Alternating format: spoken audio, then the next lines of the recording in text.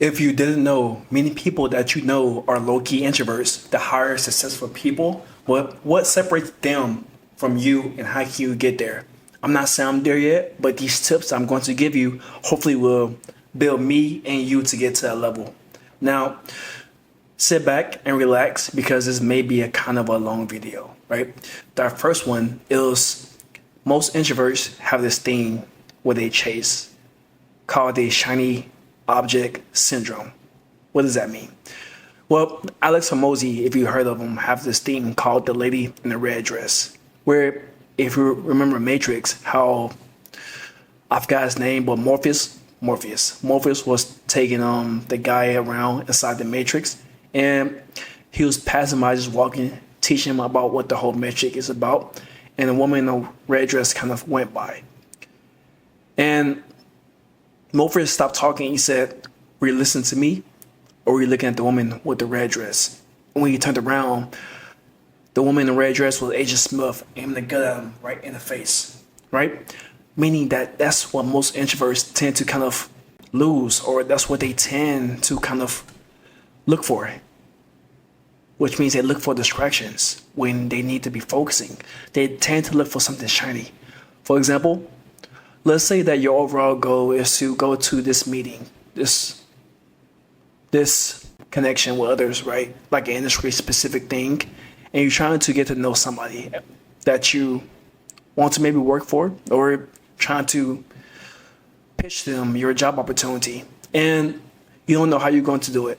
But along the way, as you go there, you see others are talking to them as well, and then other thoughts just kind of come up in your mind, and you just start second guessing yourself as to what now, or what will happen if I talk to him. Will he judge me? Will he not judge me? Right? And then eventually you kind of end up just going home because you gave up, right? For us as introverts, that is our shiny object, right? We don't want to face what's hard because we think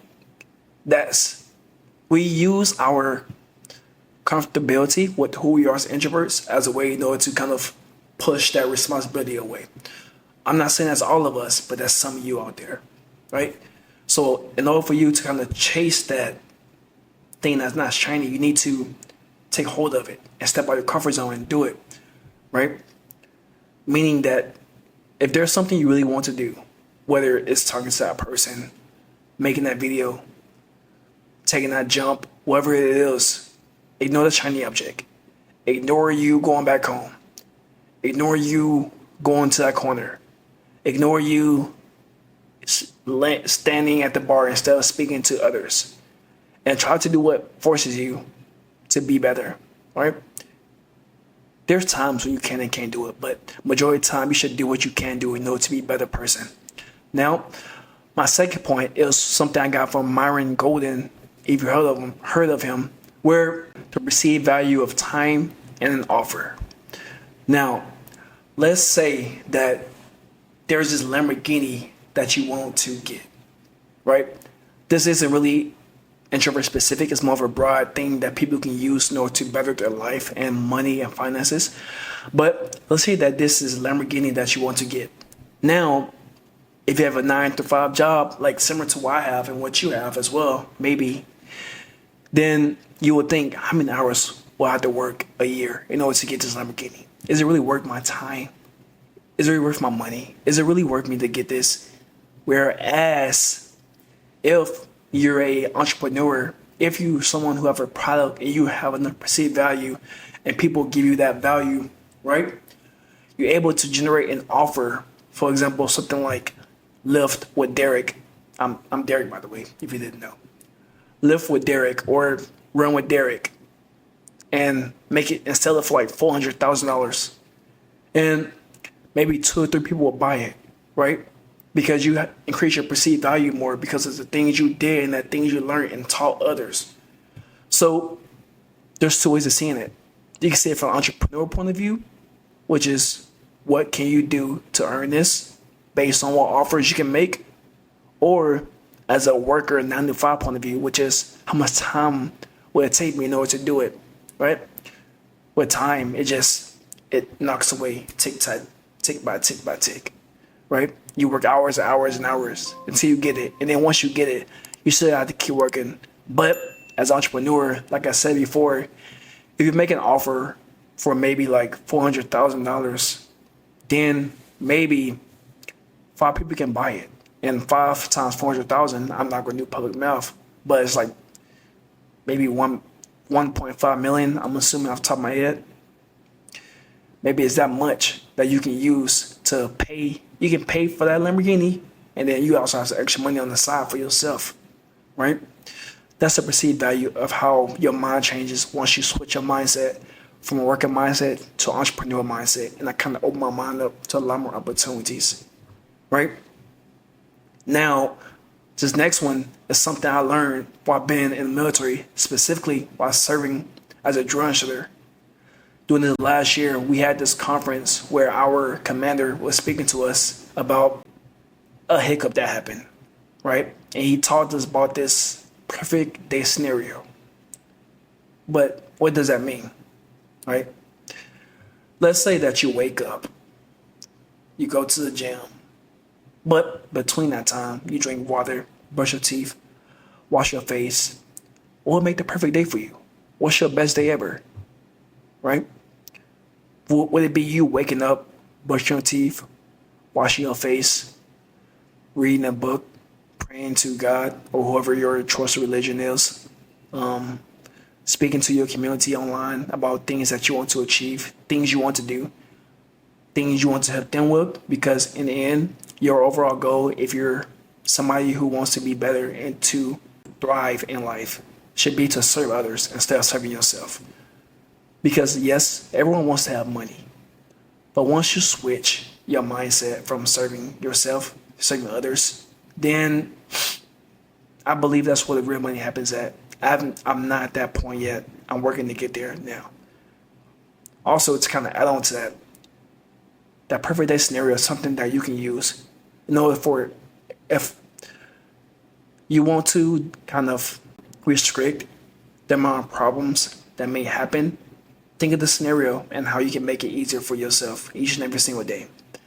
Also, Myron Golden had this thing where you reap where you sow, and it was in the Bible, right?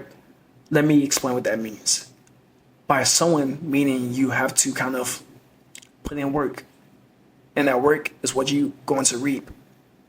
But reaping takes a while. Sometimes some people don't want to wait to reap what they sow.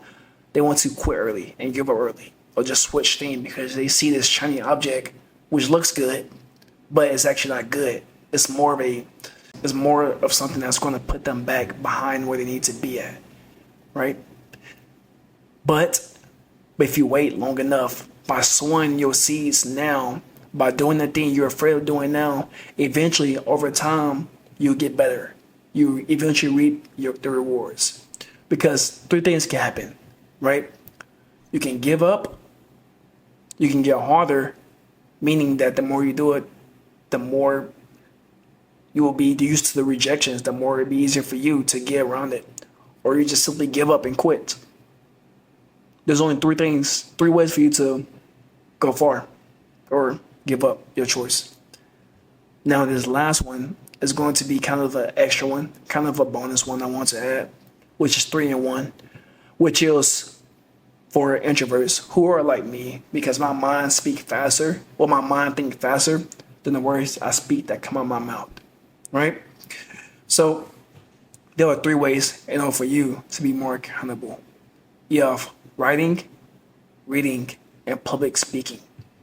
Let me describe each one from my point of view and from my personal experiences, and maybe you can relate to how it can apply to you in your life. For me, I started writing back in around 2018-ish for copywriting, right? I made a good amount of money, but writing for me helps me articulate my thoughts on paper. So it's just better for me overall, because me, when it comes to speaking, I'm articulate, but because of my accent, because of I speak fast and I kind of slur my words sometimes, which you may have noticed in this video, writing has become a way for me to kind of use it as my outlet in order to get my words across. Because if you speak, if you for public speaking, it's hard for you. You can't like take words out and like cut them out, right? You just gotta send it and go. But that's where public speaking come in turn at, because the more you public speak, the easier it will be for you, right? That's essentially why I started YouTube. There are people are similar to myself to learn and grow both personally and professionally, right? As introverts. Because public speaking isn't something that's natural for us. It may seem natural to you that I'm speaking to you, but it's not.